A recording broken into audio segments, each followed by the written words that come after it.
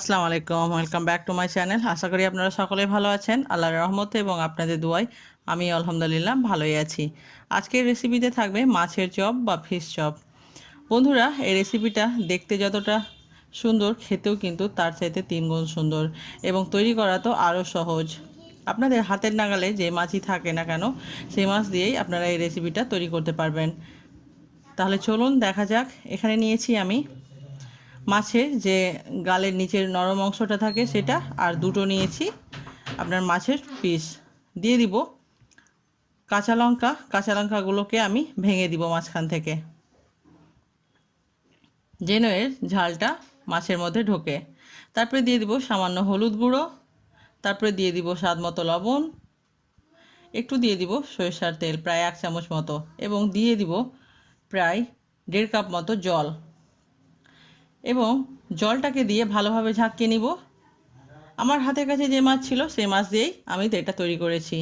এবার এটাকে আমি গ্যাসের উপরে চাপিয়ে দিব আর ঢাকা দিয়ে দিব। এবার আমি জলটাকে শুকিয়ে যাওয়া পর্যন্ত এটাকে আমি কষিয়ে নিয়েছি, কিন্তু জল রাখলে হবে না, জলটাকে কিন্তু ভালোভাবে কষিয়ে নিতে হবে। এবার ঠান্ডা করে আমি এর কাঁটাগুলো বেছে নিব, কোনো কাঁটা যেন না থাকে। কাঁটা থাকলে যখন গেস্টকে খেতে দিবেন তখন কিন্তু বদনাম হয়ে যাবে। কাঁটাগুলো ভালোভাবে বেছে নেবেন, আর যে কাঁটাগুলো বেরোলো সেটাকে আমি ফেলে দিব। বাছা হয়ে গেছে আমার সম্পূর্ণ মাছটা। এবার আমি চুলোয় কড়াই চাপিয়ে দিয়েছি, চুলোর আঁচটা রাখবো মিডিয়াম টু হাইয়ের মধ্যে, এবং দিয়ে দিব আমি প্রায় 3 টেবিল চামচ মতো সরিষার তেল। অবশ্যই এটা সরিষার তেলে করবেন, টেস্ট ভালো হবে। তারপরে দিয়ে দিব আমি ফোড়নে গোটা জিরে, তারপরে দিয়ে দিব পেঁয়াজ কুচি। আমি এখানে 2টো পেঁয়াজকে কুচো করে নিয়েছি। পেঁয়াজটাকে আমাকে গোল্ডেন ব্রাউন করতে হবে না, হালকা যখন ময়েস্ট হয়ে যাবে তখন আমি দিয়ে দিব রসুন কুচি এবং আদা কুচি। এখানে আদা বা রসুন বাটা দেওয়া যাবে না, তাহলে আপনাদের যে ভর্তাটা তৈরি হবে মাছের, সেটা কিন্তু স্যাঁতসেঁতে হয়ে যাবে বা ভিজা ভাব থাকবে। এবার আমি দিয়ে দিলাম বেছে রাখা মাছগুলো, তারপরে গুঁড়ো মশলা দিব, লঙ্কার গুঁড়ো, জিরে গুঁড়ো, লবণ, ধনে গুঁড়ো, গরম মশলা। সমস্ত মশলাটাই আমি অর্ধেক চামচ করে দিয়েছি। দিয়ে দিব ঝালের জন্য কাঁচা লঙ্কা কুচি, আমি যেহেতু কাশ্মীরি লঙ্কার গুঁড়ো ব্যবহার করেছিলাম ওখানে। তারপরে দিয়ে দিব এখানে 1 টুকরো লেবুর রস। বন্ধুরা, লেবুর রসটা অবশ্যই অ্যাড করবেন, তবে মাছের যে একটা গন্ধ থাকে সেটা থাকবে না এবং খেতেও ভালো লাগবে। সমস্ত কিছুকে ভালোভাবে মিশিয়ে নিব। এবার এখানে আছে আমার আগে থেকে সিদ্ধ করে রাখা আলু।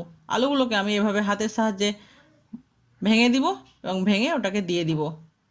আলুটাকে দেওয়ার পর ভালোভাবে এটাকে আমাকে মিশিয়ে নিতে হবে, যেন একটা আঠালো ভাব হবে সেই পর্যায়ে কিন্তু আপনাদেরকে নিয়ে আসতে হবে। দেখতে পাচ্ছেন, এই পর্যায়ে দিয়ে দিব আমি বেশ কিছুটা ধনেপাতা কুচি। ধনেপাতা কুচিটা দিলে কি হয়, ফ্লেভারটাও ভালো আসে এবং খেতেও ভালো লাগবে। হয়ে গেছে, এবার আমি এটাকে ঠান্ডা করে নিব। ঠান্ডা হয়ে গেছে আমার ডোটা। মাছের যে আমি ডোটা তৈরি করেছিলাম সেটা তৈরি হয়ে গেছে। এবার আমি এটাকে একটা ডিম শেপে নিয়ে নিব। এভাবে হাতে নিলেই দেখবেন খুব সহজে। আমি এটা ডিম আকারে দিচ্ছি, আপনারা চাইলে রাউন্ড আকারেও দিতে পারেন বা চ্যাপ্টা আকারেও দিতে পারেন। সমস্ত কটাকে আমি এভাবে নিয়ে নিব। টোটাল আমার এখান থেকে 6টা পিস তৈরি হয়েছে। এবার আমি এখানে ভেঙে নিব একটা ডিম।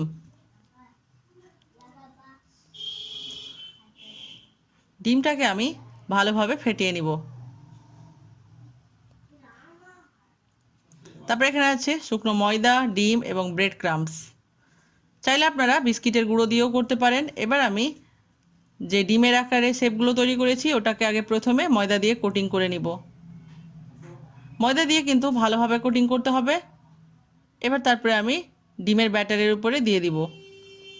তারপরে ওটার উপরে ভালোভাবে যখন লাগানো হয়ে যাবে তখন আমি ব্রেড ক্রাম্বসের উপরে দিয়ে দিব।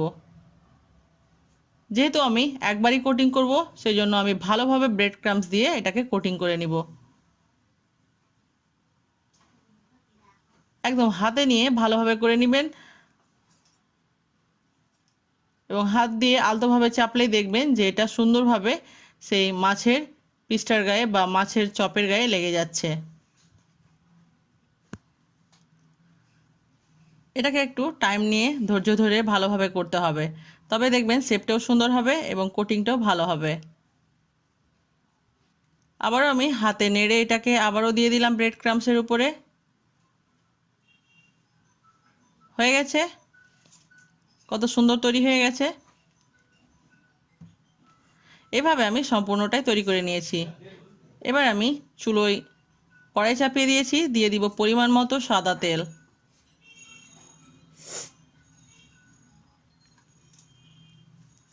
তারপরে যখন তেলটা মিডিয়াম হট হয়ে যাবে তখন আমি এই যে মাছের চপগুলোকে দিয়ে দিব। ফুল হাই করতে হবে না তেলের তাপমাত্রাটা, নইলে কিন্তু দেওয়ার সঙ্গে সঙ্গেই পুড়ে যাবে, যেহেতু উপরে ব্রেড ক্রাম্বস দেওয়া আছে। এবার চুলো আঁচটাকে মিডিয়াম টু লোয়ে রেখে আমি এই চপগুলোকে ভেজে নিব।